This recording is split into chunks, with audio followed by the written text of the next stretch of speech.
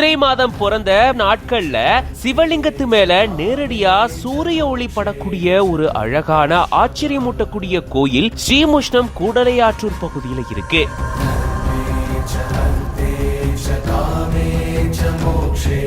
ராஜராஜ சோழனுடைய இளைய மகனுக்காக எழுப்பப்பட்ட கோயில் அப்படின்னு சொல்லப்படுது. சிவன் கனவுல வந்து பருந்து வட்டமிடக்கூடிய இடத்துல கோயிலை கட்ட சொன்னதாகவும் அதன்படி கட்டினதாலதான் சூரிய ஒளி சிவலிங்கத்து மேல படுதுன்னு சொல்லப்படுது. வாங்க இதை பத்தி விரிவா இந்த வீடியோல பார்க்கலாம்.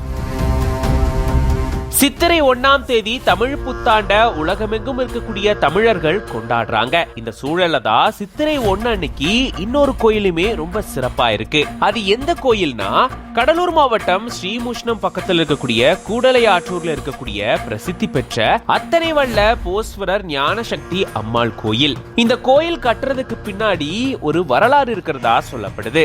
ராஜராஜ சோழனுடைய 2வது மகன் தீர்க்க முடியாத குஷ்டத்தால பாதிக்கப்பட்டதாகவும் அதை தொடர்ந்து ராஜராஜ சோழன் சித்தர்கள் கிட்ட இது சம்பந்தமா கேட்கும் போது 3 ஆறுகள் ஒன்னு சேரக்கூடிய இடத்துல தீர்த்தம் எடுத்து 48 நாட்கள் சிவனை வழிபட்டா குஷ்ட நோய் தீரும் அப்படின்ற மாதிரி சொல்லியிருந்திருக்காங்களாம். அதன்படிதான் கூடலையாற்றூர்ல மணிமுத்தாறு, வெள்ளாறு, ஆகாய கங்கை உட்பட 3 ஆறுகள் கூடுது. அந்த இடத்துல தான் தீர்த்தம் எடுத்து ராஜராஜ சோழன் தன்னுடைய மகனுக்காக 48 நாட்கள் சிவனை வழிபட்டாராம். அதை தொடர்ந்து அவருடைய மகனுக்கு இந்த நோய் தீர்ந்ததாகவும் சொல்லப்படுது. அதை தொடர்ந்து தான் இங்க கோயிலை எழுப்பணும் அப்படின்னு முடிவெடுத்து நாட்டுக்கோட்டை செட்டியார அணுகியிருந்திருக்காரு. இங்க எப்படி எங்க கோயில் கட்டலாம் அப்படின்னு யோசிச்சுட்டு இருந்த போதுதான் அவருடைய கனவுல சிவன் வந்து பருந்து வட்டமிடக்கூடிய இடத்துல கோயிலை எழுப்பணும்னு சொன்னதா கூறப்படுது. அதன்படி பருந்து வட்டமிட்ட இடத்துல தான் இந்த கோயிலை கட்டியிருந்திருக்காங்க.